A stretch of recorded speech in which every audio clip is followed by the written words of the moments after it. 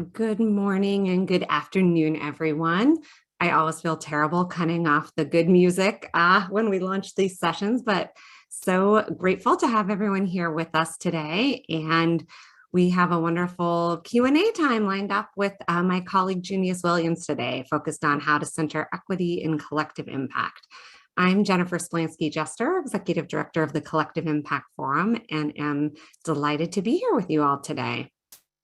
As I mentioned, we are joined by Junious Williams, who is a senior advisor for the Collective Impact Forum and is principal of Junious Williams Consulting. Prior to this, he served as president and CEO of Urban Strategies Council. Junious, welcome, and we are really looking forward to chatting with you today. I'm going to just go through a few orientation slides real quick before we turn it over to questions. So we'd like to acknowledge that this session is being presented and recorded on the traditional land of the Ohlone, Coast Salish, Muckleshoot, Still-Quamish, Suquamish, and the Duwamish people, past and present. We honor with gratitude the land itself and the people of these tribes. We also welcome you to let us know the Indigenous lands that you are on today, and please feel free to use the chat to do that. If you aren't sure, we have two resources here for you to use. We have a website, native-land.ca, and a very handy text service here with the number on the screen that was brought to us by Code for Anchorage. So by all means, please feel free to use the chat and let us know the lands that you are joining from today. As you do that, I also want to encourage folks to think about ways to move beyond the land acknowledgement. Certainly, first is learning about the Indigenous peoples whose lands you are on, where you live, where you work, and in your community, and learning about the context of what is happening for those Indigenous folks today and the tribes. Building your knowledge and relationships with Indigenous-led organizations is a great place to start. The Native Governance Center has some terrific resources on moving beyond the land acknowledgement that I would encourage folks to explore, to really do that, to move beyond the land acknowledgement, which is not even scratching the surface of the recognition and partnership that we all need to consider in our communities. And I shouldn't even say consider, to act on in our communities. So today we have a office hours, which is essentially a Q&A session. So we want to just give a little orientation to how this is going to work. This is a time for us to hear from you. And we collected a number of questions in the registration, and those will get us started. But we want to use the Q&A box in the Zoom app to have you enter your questions.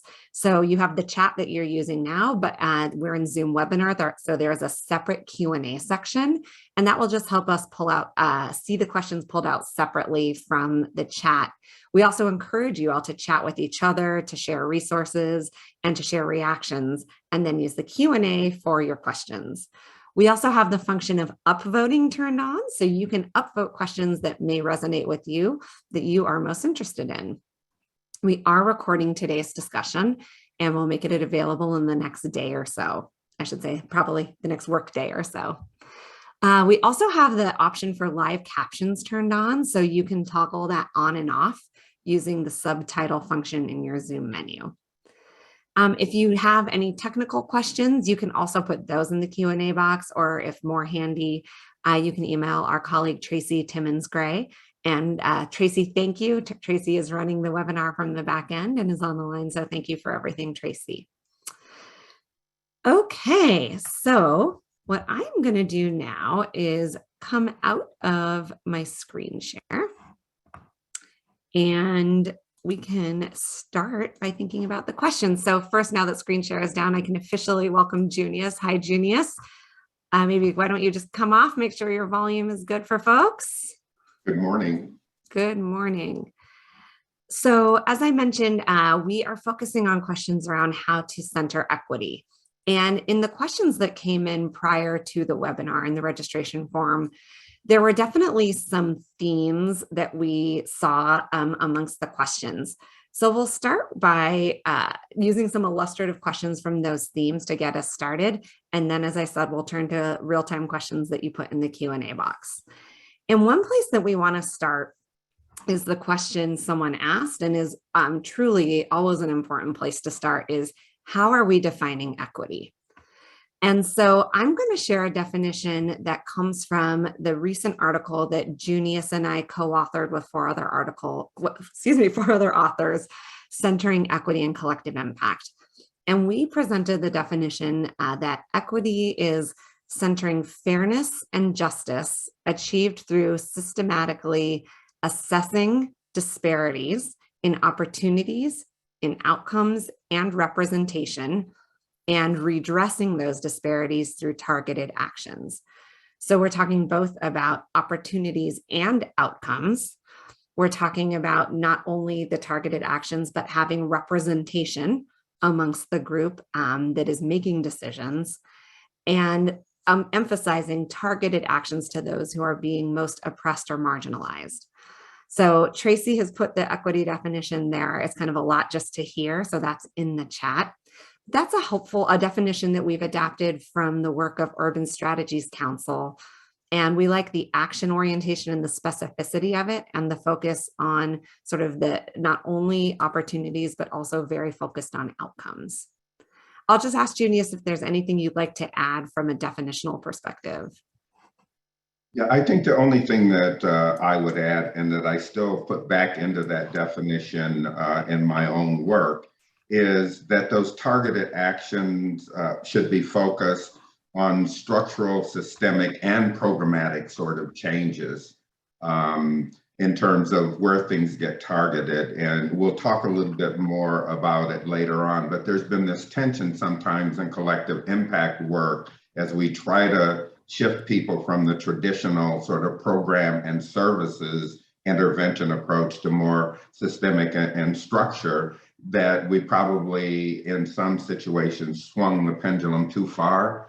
And really it's both and, that you've really got to work on the systemic and structural level to really have sustainable change and to get to the root causes of some of the disparities that so many groups in at least American culture experience. But at the same time, you can't abandon the program and services, because the disparities represent suffering, injury, misery that our practices and policies have created. And there's a need to immediately address those for people who have been marginalized.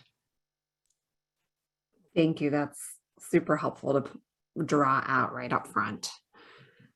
So Junious, I'm going to turn to some of the questions that we got before the webinar, and there were a cluster of them organized around sort of navigating and working your way through collaboratives with differing levels of understanding and values and ideology, and in some cases resistance to equity. So a first question I'll ask is, how can we center equity when bringing together a group of stakeholders who may be at different levels of their understanding of equity?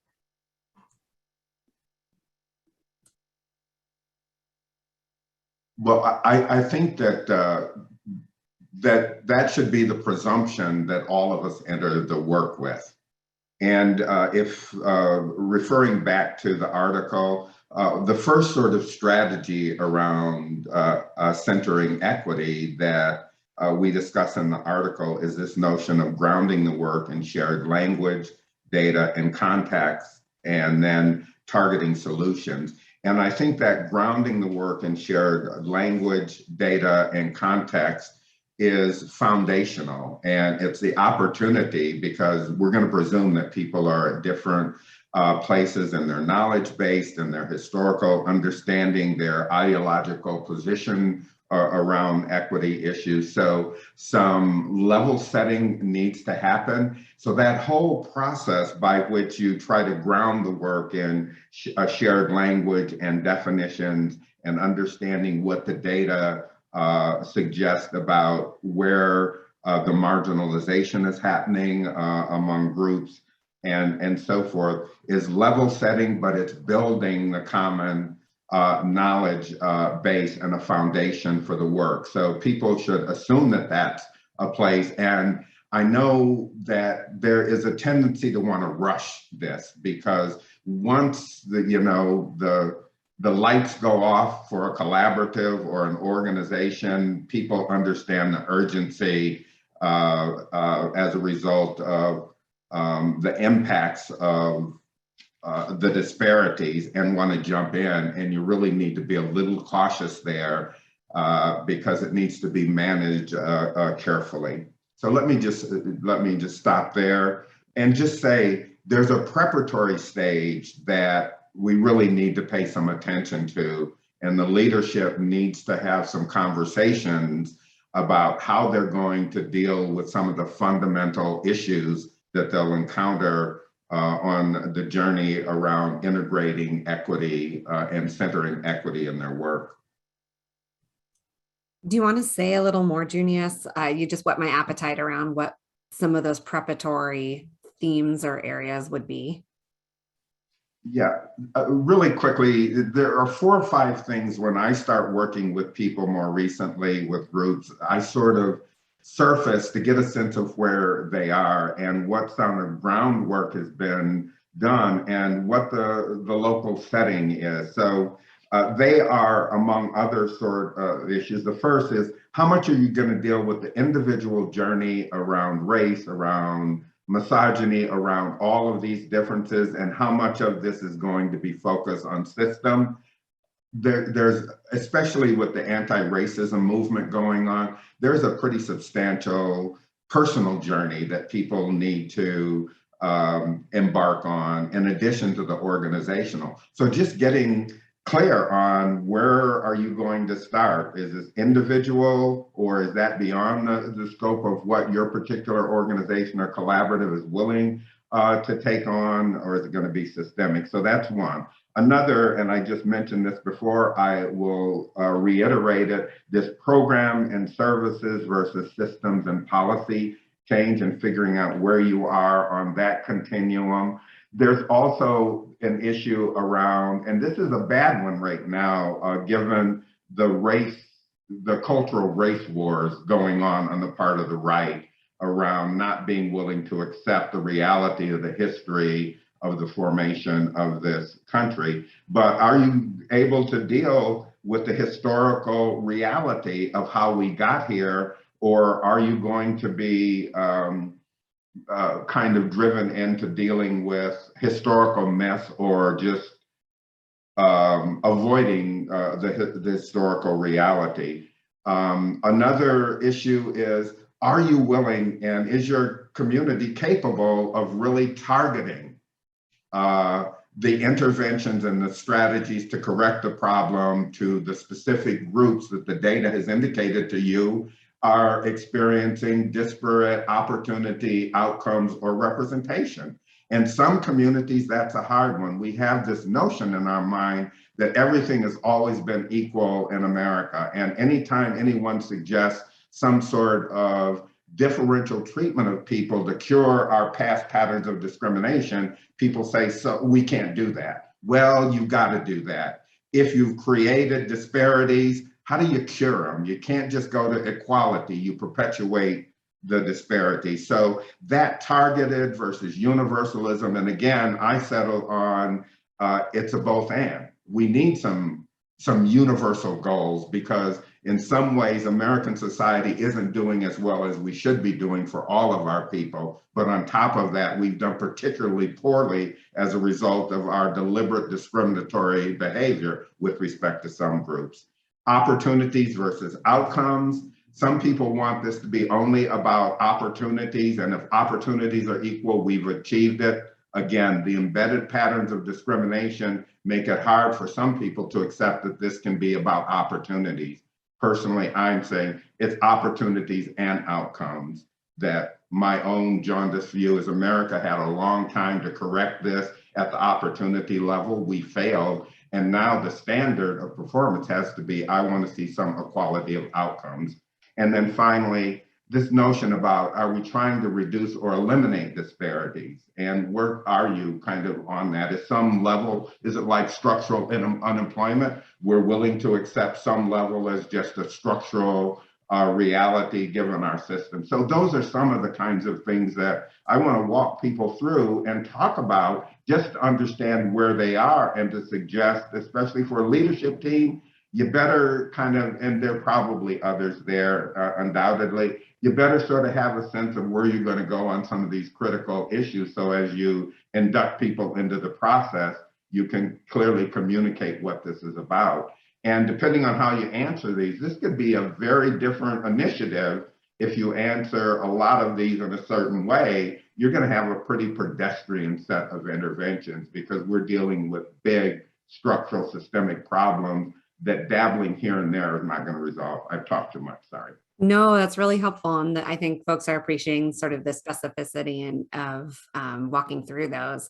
And I would invite folks on the line, if there are questions that you would also include in kind of early conversations amongst leadership, to get a sense of how far your group is willing to press. Please do share those in the chat. Would love to hear those as well. Junious, someone asks, what work can be done with members participating in collective impact who do not think equity should be centered?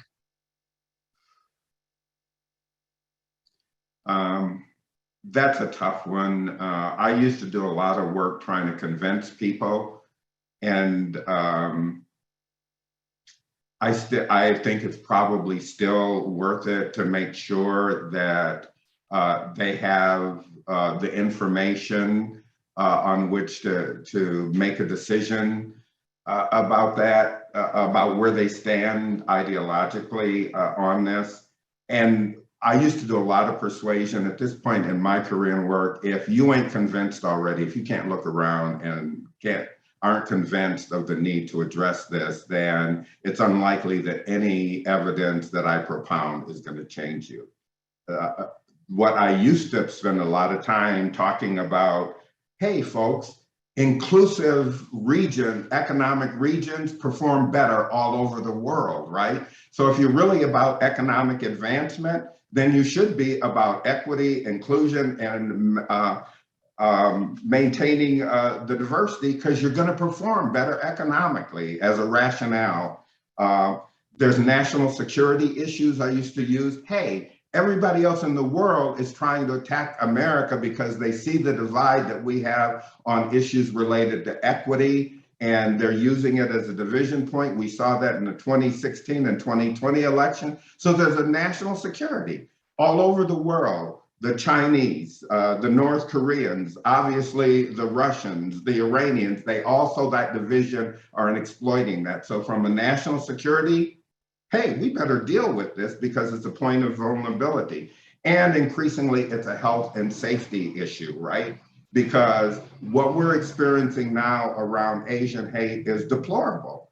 And it goes very directly to the health and safety of people, because we have not effectively managed issues of race and gender and equity in the culture. So that's part of trying to convince people, hey, it's in all of our interests, if we really do believe in America and what America stands for, we should be fighting, because this divide that we have in the society makes us vulnerable economically, national security, our mental and physical health and safety.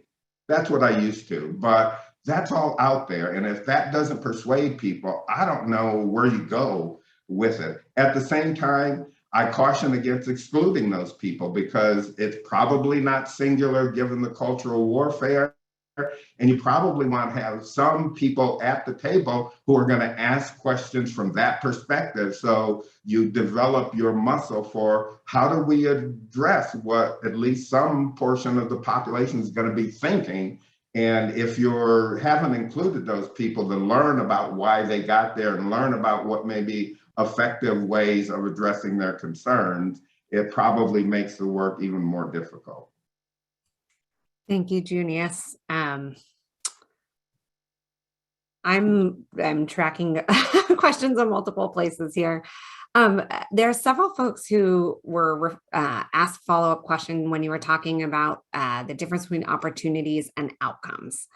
And a couple in that thread are, how do you measure opportunity? And can you also talk a little bit about how opportunity is offered as the goal in some cases, but how can we move more towards recognizing that opportunity does not ensure access and outcomes? Can you riff a little bit more on that? Well, it's a good question in the context of understanding this notion of that a society provides, various opportunities. Let me get concrete to give you one. So let's talk about employment. The opportunity aspect of employment is whether or not we created the information and got it to all of the people who might be qualified, so that people had a knowledge that there was a position available and there was equal opportunity as a result of our communications and broadcast of that opportunity for everybody across subgroups to have the opportunity to put an application in. And one can measure that by asking how many people do we project from various subgroups are qualified and eligible for this, and what does our pool look like given that, right? So that's one sort of gross measure. Then the outcome is who's getting the jobs, right? To what extent are our decisions with respect to hiring, creating equity and a representative workforce, right? So that's the distinction. And as you think about different sorts of areas where we deliver rewards or punishments, opportunities or activities, it's sort of looking through that lens and saying who have all had a chance to be, at least to voice an interest in something that we're going to deliver as a society, and then what results that we produce by offering equal opportunity. And as you might imagine, in the context of employment, you can have as robust and diverse a pool as possible, but if you're applying inappropriate criteria, if people want folks like themselves who are making the decisions and it ain't diverse right now, you're going to end up without a representative workforce. The outcomes are not going to be equal, let alone equitable for various groups. That's helpful. Thank you. Okay, shifting gears a little, we have a lot of enthusiasm and upvoting around some questions around meaningful community engagement. So I'll ask one, and there are variations on this theme. So we're currently struggling with how to ensure community is at the table for meaningful conversations while also respecting their time and not burdening them with having to field the same old patronizing questions from others at the table. And sort of another kind of thread folks are asking about was, how do you do this in a way that's not tokenizing? So I will pose that one. Wow. I may have to, for some of the earlier parts, go back and have you reiterate the question, but let me start with the tokenism thing, because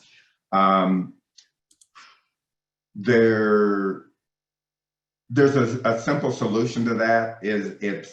When you're talking about diversifying and bringing in community voice, it ain't never a single voice, because that presumes that the community is somehow monolithic, and it ain't. So the initial thing that I react to is it has to do with numbers. You never want to invite marginalized groups, whoever they are, to the table in the singular form, because then you are tokenizing.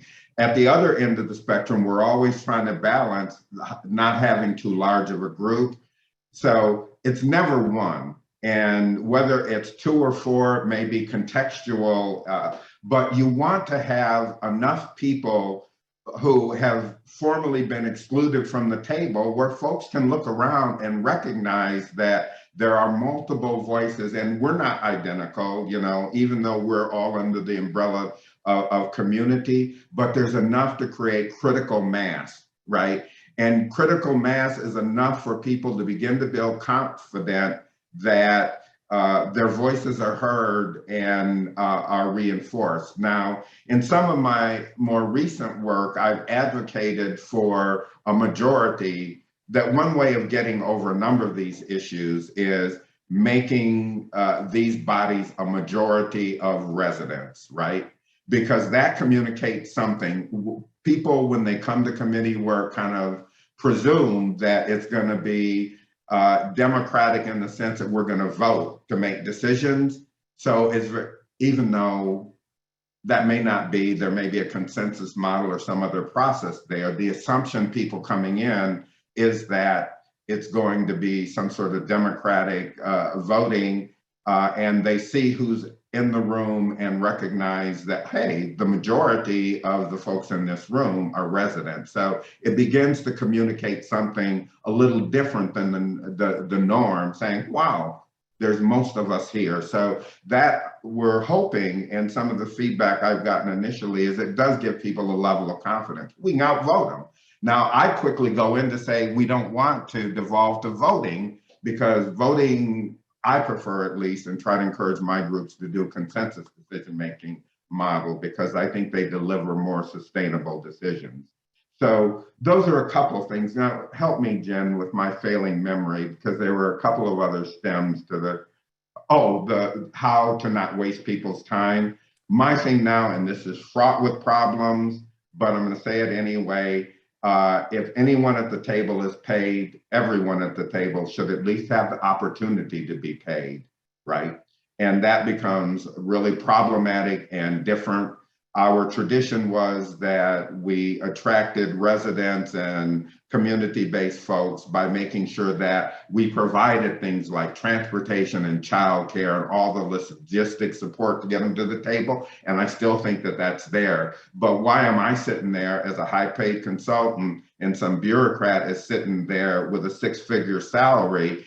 And we can go as long as you want, but we're asking people who bring lived and learned or lived expertise to the table, we're asking them to deliver their stuff for free, but the rest of us. So that's one strategy. As I said, it's fraught with problems. Some base building groups, for example, don't want their members to be paid. They think it sets a bad precedent. There are real problems in terms of how you make sure that there's not a bad impact on people's income and eligibility for benefits, for example.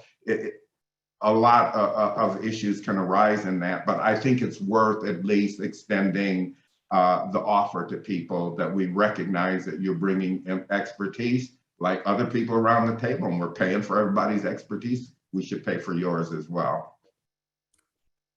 Super, Junious, thank you. There are some questions sort of related, but to go deeper on the theme of power. And thinking about, I know you like to talk, Junious, about shifting and sharing power amongst participants at the table.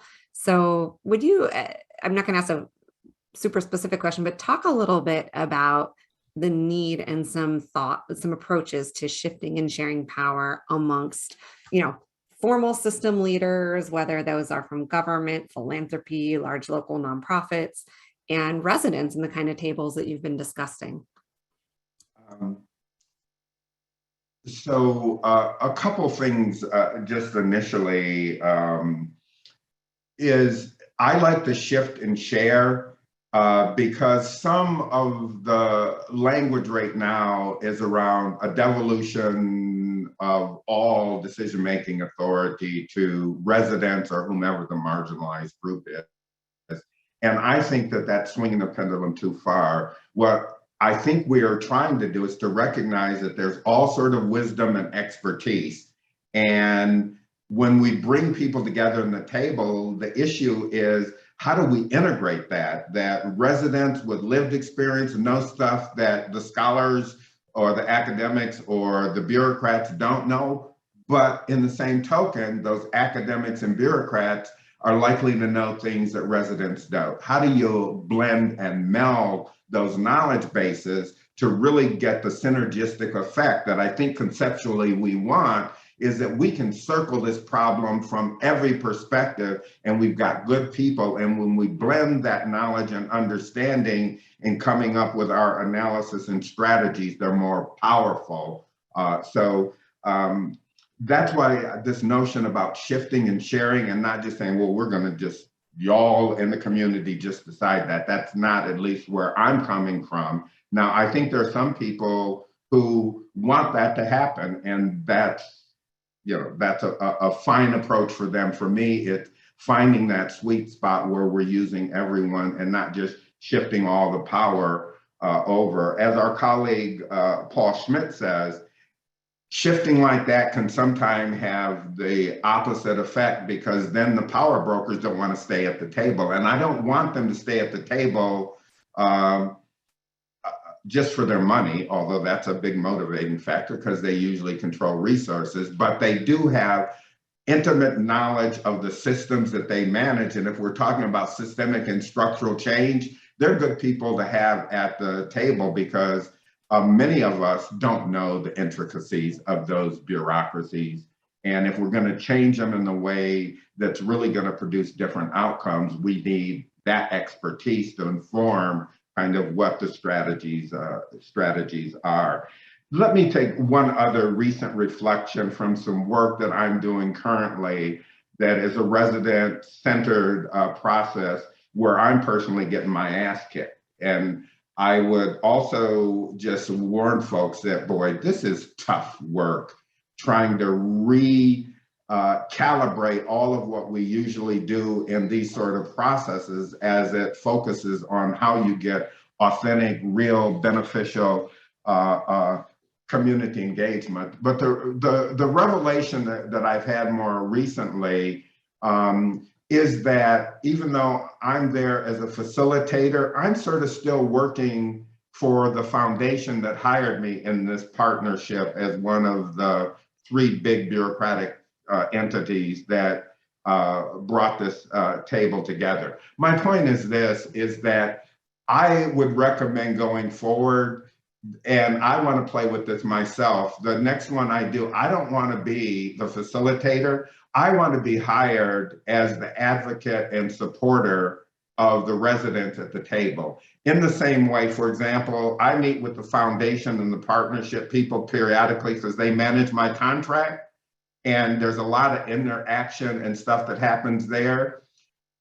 The resident should have that same sort of opportunity, not necessarily with me, but a person that they choose who can advise them, that they have confidence in, that is different. As neutral facilitator, I'm supposed to be maintaining neutrality. And what drives me to this is that I've gotten the best response from the residents when I said, pardon me for a minute, let me step out of my facilitator role, and I've gone to advocate. Hey, this is that, and just do that. That's when they feel like, they're being supported. So I want to play around with that notion in the next iteration of, maybe I won't sign on as a facilitator. Maybe I'll try to flesh out this role of, no, if they'll accept me, coming to the table as the advocate, supporter, and staff for the residents at the table. So again, just some thoughts. But I will say this, I'm learning as I'm going, as I've changed my own ideology, and I've tried to effectuate some of the things that we've been talking about. It's hard, and as I started with, I'm getting my ass kicked as I try to learn and adapt to a somewhat different power structure in some of these facilitation roles. I appreciate that humility, Junious. Your reflections are so helpful, and folks in the chat are really appreciating that too. You were mentioning your role as the facilitator, the consultant. Someone asked an interesting question around how to balance kind of ongoing consulting versus creating a strategic plan from an equity consultant. And they're struggling at the board level to determine if they should retain someone to come alongside versus a more kind of transactional audit with recommendations. I would probably bifurcate it. I think it's okay. It depends. That's what I'm saying. let me go back and start over. Having the assessment and not being tied to the assessment firm in terms of once you get the assessment, whether or not they're the most appropriate group to provide guidance as you move to implement.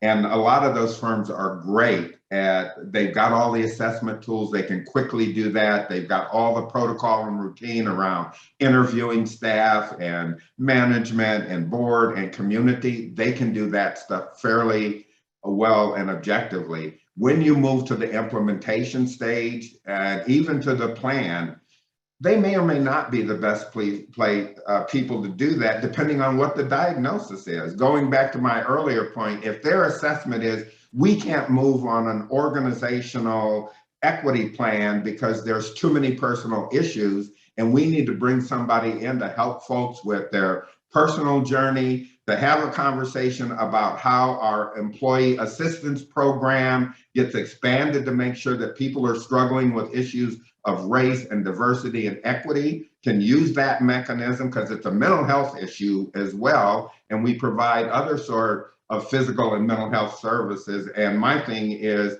people who are serious and want to do the journey around race or gender or any of these issues should have the same sort of support as someone who is dealing with some other sort of mental or physical health issue. I'm sorry, I lost my train of thought. Well, our colleague who asked the question said you nailed it. That was so helpful. So thank you. So many great questions. Thank you all for putting these in. I'm trying to keep up here. So here's a quick one I wanted to respond to. I'm not as good as Jen in terms of multitasking, but I did see one about STEM. Just to say to people, the NSF has a huge multi-year, multi-level STEM initiative called, Includes, but there are two of them. There's Includes and another one all around their broadening participation initiative, under which there are 3 or 4 strands of work. Really should connect with them. I've hooked up with different aspects of that. They're doing a lot of good work. And if you're early on and not tied into that network for their resources and information, Includes is one. If you Google that, they'll come up and they'll get you to this broadening participation link, National Science Foundation. People they're good people trying to use collective impact approaches, at least for the Includes initiative, and I think a couple of the others, but I would encourage you to take a look at that. Go ahead, Jen, sorry. No, that's great. Thank you. So Junious, a question, this came in advance of the session, but reflects a lot of what we're seeing. So what are some of the best practices around like centering equity in collective impact projects themselves? And I know sometimes you have a framework you use with like concentric circles that people might find helpful to hear about. Yeah, it's a common question that I get sort of already. I'm sort of understanding the conceptual, the ideological on it, but I'm ready to do something. What are the sort of action agendas? So as I was getting that question a lot, I developed this little scheme and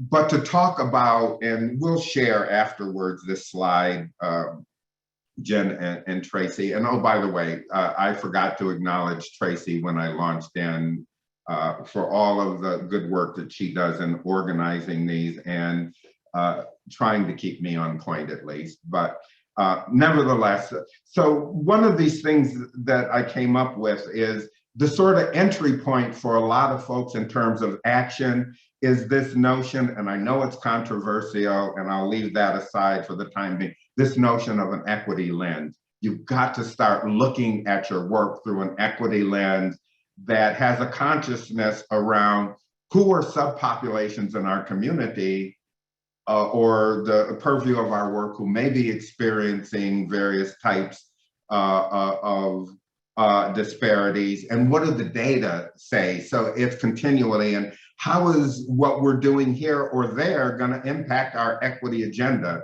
So this whole notion of getting very conscious about equity and trying to look at and adopt an equity lens to all of the work is one stage.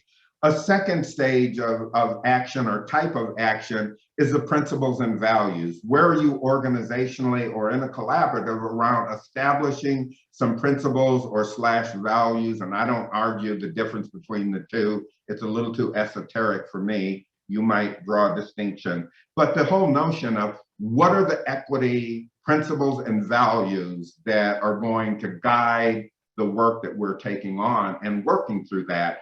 That also comes back to the earlier question about people being at different levels. Having a principle and values conversation is a good way to begin to surface some of that and hopefully move to some learning and resolution and adoption of some principles and values. At the strategy level, when you're deciding what are we going to do to address the problem, again, it's not only the equity lens and your equity principles and values, but how do you embed within the strategy a consciousness of addressing the equity issues? How are you as a collaborative or organization adopting policies which demand that you focus on equity and prove outcomes, which leads to the next action, outcomes, having outcomes specific to the equity. And nobody's saying you need to correct everything tomorrow, but in the same way that you're identifying outcomes and milestones as it relates to your general work, what do you want to do around equity? Closing the gaps or increasing participation of the group, whatever your metrics are, but making sure that there are explicit outcomes to say to people, yeah, we're going to improve grade level reading. So 90% of our kids are reading at grade level at the end of third grade. Plus, we're going to close the gap for Black and Brown kids, specifically non-English speaking students, because our Latinx students are not performing and our Black students are. So we've adopted some outcome statements about how we're going to close the gap so that our 3 or 5 year plan, it ain't only going to get us to 90% of proficiency for all kids, but we expect to close the gap for Black and Brown kids like this. It's quantified, and we've got some strategies and targeted actions in place to speak to the needs of Black and Brown kids. Great, thank you. So Junious, when dealing with such systemic issues, how do you focus on actions that can enact meaningful and concrete change? Since inequity is so structurally embedded, it can feel difficult to truly make a difference. So that's one of the other reasons I don't want to abandon the program and services element. I gave you a set of reasons why it's important, because you need to immediately relieve the pain and suffering that the discrimination has caused, or as rapidly as you can. I think the other reason is that that's where you learn what can be effective. So it's really important to have that programmatic and service work.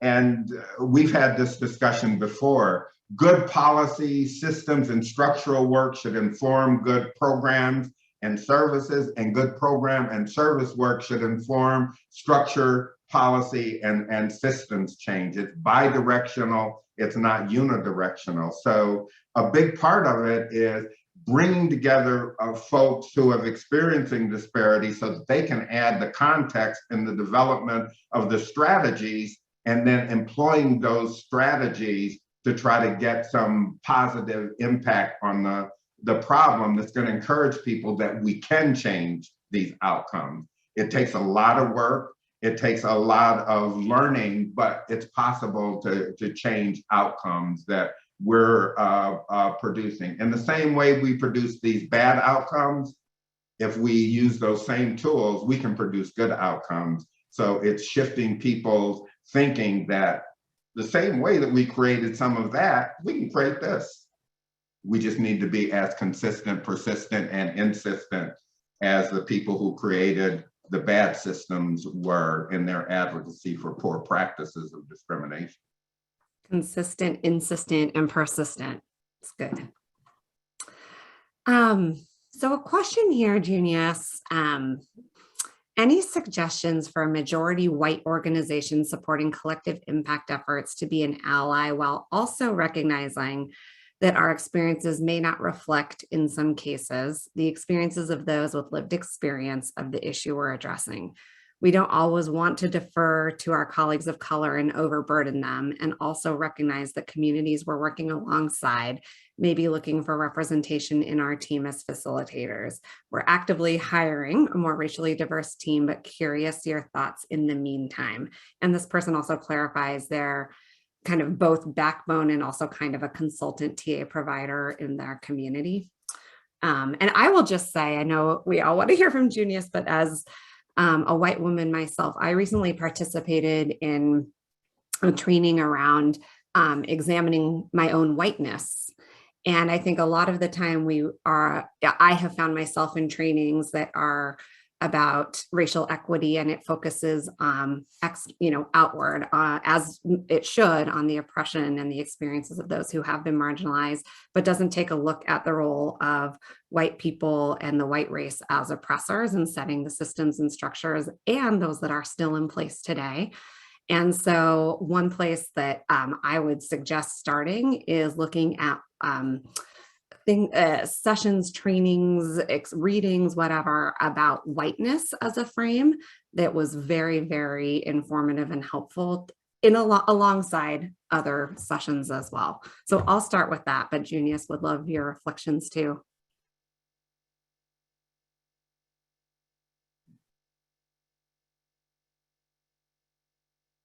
Well, whoever posed the question was on the right path, right? That recitation that Jen did of describing the situation is probably kind of what my initial counsel might be, that, okay, we're majority white, and the dynamic is that changing majority white organization, given patterns of attrition and stuff, that's not a short-term thing. Two things. One, you're trying to diversify at least the facilitation team, where you might have an opportunity to immediately diversify who's doing the facilitative stuff. I would also, though, suggest a couple of other things. What can you do in the leadership structure of the collaborative as opposed to the support organization, where you might have more flexibility to do something immediately, because many of the collaborative structures, they're evolving. Nobody views them as permanent and written in concrete. If they are, then you're probably going to experience problems. They're evolving as you determine new strategies and stuff. It may suggest a difference in the structure of the collaborative. The other thing, and you may well have done this, and if you did, it's good, but once I did, or you did the analysis and realized, hey, our assessment says that we got some work to do as an organization, one of the things is I would try to pull in some trusted advisors who are representative of the communities that I need to do better with. I would probably want to bring them in. I would cop a plea. We've done our own analysis and we're doing a shitty job of diversity here. We're not going to argue about that. We might learn more from you in a discussion about how shitty a job we've done, but we're conceding that, and we don't want to argue that. We want to learn how what we've done has impacted you. But we also want to engage your counsel in figuring out what appropriate ways are, both in the short term as we try to do this work, to make this less of an issue for the community, and for the community to view us as committed and responsive to having a real equitable approach. And we would appreciate your ongoing counsel. So, and to be able to readily admit that, I know how hard that is. You know, I ran an organization for a long time, and admitting those sort of things, but I think it's really critical in establishing a relationship that says to people, we're open to assessing our own behavior. We're open to sharing with people what we find out. We're open to getting advice from people. We want to make change. So that's a little of what I suggest. But as I started with, just Jen's recitation seemed that you're thinking about the right things. And it seems to me like you started doing some things that would be part of what I would try to do. Let me say one other thing about allyship, and I know this is a shot. I don't mean the allyship stuff is really important, and some of the work that's going on there is really important to do. I would just Alicia Garza, one of the co-founders of the Black Lives Matter movement, I saw on a podcast, and she said something that stuck in my mind. She said, allies are fine, but what I'm looking for at this point is co-conspirators. And I like that because, at least to me, I infer a certain passiveness with allies. And I know that that comes from the literature that you don't want to take over when you're an ally and stuff, but I like her language that this stuff is bad and it's deleterious, and I want some co-conspirators. I want some people to come with me who say, we're going to dismantle this mess and make something, and we're going to conspire with other people who want to dismantle this stuff. And that has some language, some tone to it that I really like, that we're going to dismantle this shit. I'm sorry. That's good, Junious. From cussing so much. Oh, that's good. We have time for one or two more. So I'm going to ask this one, maybe one more. So a lot of the examples that we talk about, and I know folks have been asking for examples. So Junious, if you want to weave in any specific examples, please do. But I will point to lots of resources in the Centering Equity and Collective Impact article and on the Collective Impact Forum case studies that write up successful examples. But one of the questions here is how can we, so let me back up.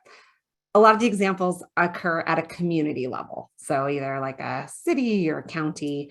And we had a question about what it would look like to do the equity work. And this person had read the Centering Equity article. So the 5 equity strategies we talk about.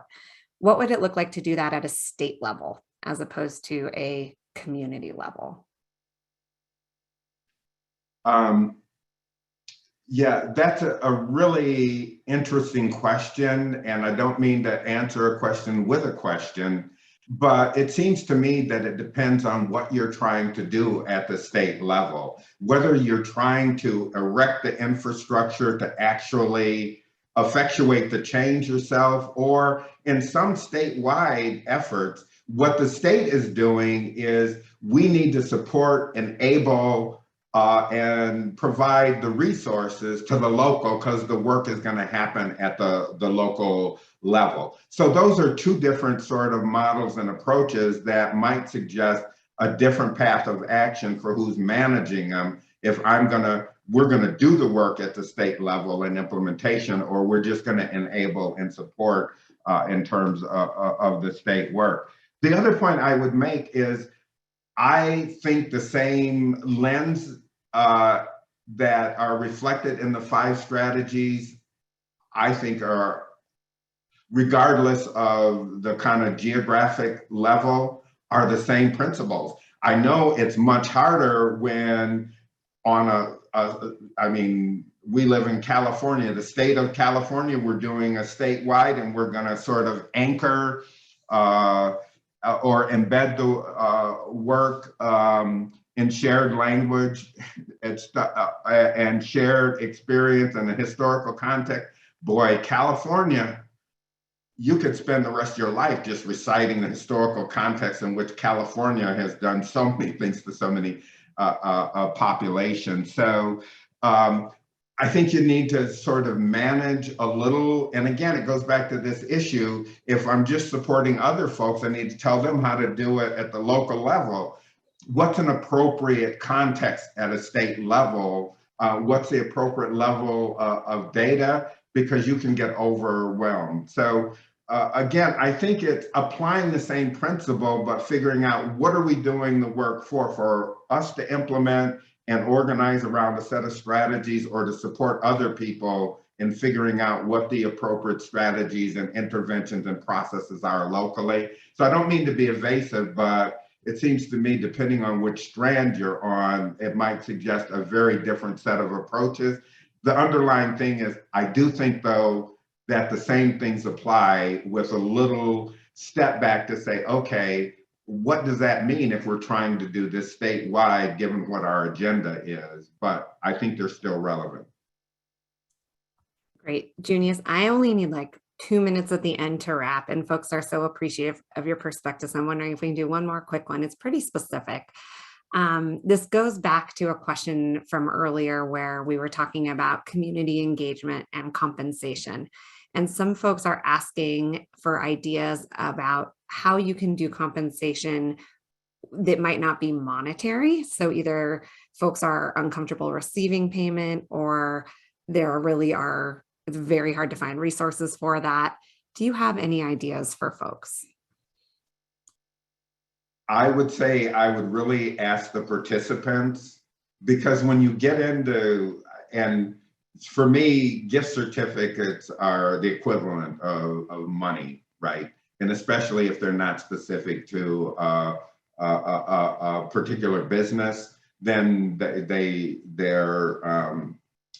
they're sort of negotiable. So I think I would ask people, because yeah, you want to give them something, but most people, and increasingly, they want to make their own decisions about it. They don't want somebody to come and say, well, we're going to give you X or Y because you normally, or people in your group normally need that. I would ask folks and say, okay, we've got a problem. We know some folks may run into problems in terms of benefits cliff, so we don't want to push that kind of issue. There are other ones. Tell us, what is something that you would value that doesn't jeopardize your position? And maybe it's multi-level. Maybe there are different ways for different people sitting around the table, given their circumstance. I would not try to do that in isolation of direct interaction with the folks that I'm trying to support with this, for them to tell me, here are 2 or 3 ways you could do this that would be beneficial and acceptable to us and not put us at risk of a benefit or something else out there. Asking people, that's a great thought, great place to leave us with, Junious. Thank you. The other thing I just quickly add, there's also an issue of tax implication. Right. If you haven't received what a 1099 not employment sort of income thing, and the impact it's going to have on your tax status. So you might need a little advising, or the availability of some advising for people, so that they don't unintentionally jeopardize their financial position by receiving those funds. Great point. Thank you. Junious, before you drop off, I want to draw your attention to the chat. Many, many thanks and appreciations for your insight, your wisdom, and your candor. As always, it is such a pleasure to be with you. And we would invite folks to be with us, including Junious, during our convening, which is in a couple weeks, April 26th through 28th. Junious will be hosting a coaching hour. So as part of this summit, we have coaching hours with Junious and a number of other wonderful coaches. Up here, we also share some of our keynotes, and we have breakout sessions on many of the themes we discussed today. So if you haven't already signed up, we would really encourage you to join us. For those who are looking for more reading, the Centering Equity article that we mentioned is part of a broader series that the Collective Impact Forum produced with the Stanford Social Innovation Review, all available free online. Again, very consistent with the themes that came up today. Voices from practitioners, funders, other intermediaries, really great resources here from across the field. And then finally, want to be sure folks are familiar with our podcast. Tracy put a link to a podcast that Junious was on up in the chat at one point during today's conversation, but many others on our podcast platform as well. So with that, I want to thank you, Junious, and I want to thank you, Tracy, for producing this behind the scenes, and especially thank everyone for joining us today. Wishing everyone a happy and healthy long weekend or spring break for some, and a weekend that's upon us for others. Take care.